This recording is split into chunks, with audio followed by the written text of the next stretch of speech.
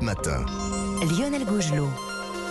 7h43 à l'heure de l'édito international. Avec ce matin, Nicolas Tenev, spécialiste Russie à la rédaction d'Europe 1. Bonjour Nicolas. Bonjour à toutes et à tous. Alors Nicolas, avec vous retour ce matin sur le fait majeur de cette année 2022. Je veux parler de la guerre en Ukraine, bien sûr. Oui, absolument, pour parler de l'homme de l'année, Vladimir Poutine. Vladimir Poutine, pour vous, l'homme de l'année, ce ne serait pas plutôt Volodymyr Zelensky, le président ukrainien, qui mériterait ce titre, Nicolas ? Oui, mais il a été créé en quelque sorte par Poutine le 24 février dernier, jour de l'invasion de l'Ukraine. Jusqu'à cette date, chez nous, l'Ukraine, avec Kiev et autres villes, n'est qu'une vaste plaine peuplée de moujiks, dont l'on ne sait rien ou presque, et dont l'on aurait préféré ne jamais rien savoir d'ailleurs, jusqu'à ce que VVP, c'est l'acronyme de Vladimirovitch Poutine, ne l'envahisse et ne bouleverse notre monde confortable, avec cette guerre massive toute proche, des millions de réfugiés, les coûts de l'énergie qui explosent, ceux de la nourriture, la peur du froid et de l'obscurité cet hiver dans toute l'Europe. Tout cela, c'est l'œuvre considérable de Poutine. Et il n'y a pas que cela, Nicolas. Avec cette guerre, Poutine nous révèle aussi que ce que lui et son pouvoir sont en réalité. Oui, absolument, et c'est aussi ce qui fait de lui, en creux, l'homme de l'année. 20 ans de propagande, d'influence, parfois à coups de cadeaux, de postes haut placés dans des entreprises russes, de séduction auprès des hommes politiques occidentaux, 20 ans d'efforts ruinés pour que nous, Européens en particulier, comprenions, regardions en face et acceptions enfin, grâce à cette invasion de l'Ukraine, la réalité poutinienne décrite depuis 2 décennies par l'opposition russe, malmenée, emprisonnée, torturée par les services russes et leurs affidés comme Kadyrov.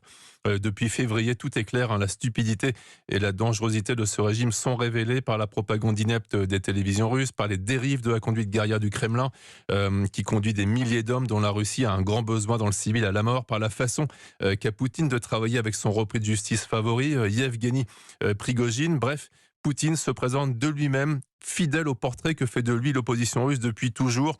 Et il faut le remercier, c'est-à-dire qu'il se présente de lui-même comme le chef d'un État au caractère mafieux. Et c'était très important pour nous, Européens, de le savoir. Vladimir Poutine est à l'origine de la construction d'un système où mafia et services secrets collaborent à grande échelle pour enrichir une petite clique industrielle et gouvernementale, mettre en coupe réglée la Russie et surtout essayer de garder ce pouvoir si précieux qui permet de régler ses comptes en décidant de la justice et de l'usage de la force en interne comme en politique extérieure. Alors tout ça est vrai, Nicolas, mais pourquoi est-ce si important selon vous de savoir enfin cela à propos de Vladimir Poutine ? Eh bien parce que jusqu'à présent, l'Europe de l'Ouest, pour reprendre cette terminologie de la guerre froide, considérait que les États-Unis et l'Europe centrale portaient un regard extrémiste sur la Russie de Poutine en la considérant comme dangereuse. Ce doute est levé, la Russie de VVP est dangereuse et nous sommes donc maintenant dans l'attente de savoir de quelle manière Vladimir Poutine sera aussi l'homme de 2023, ou bien en achevant la destruction de l'Ukraine, ou bien en achevant de détruire ce qui reste d'intelligence en Russie, en perdant ou non le pouvoir, et si oui, s'il devait le perdre, comment il sera enfin possible de dépoutiniser la Russie pour que ce peuple russe qu'il maltraite tant puisse enfin respirer un air autre que celui de l'obscurantisme politique et moral imposé par les survivants attardés du soviétisme. Signature Nicolas Tenev, spécialiste de la Russie à la rédaction d'Europe 1. Merci Nicolas.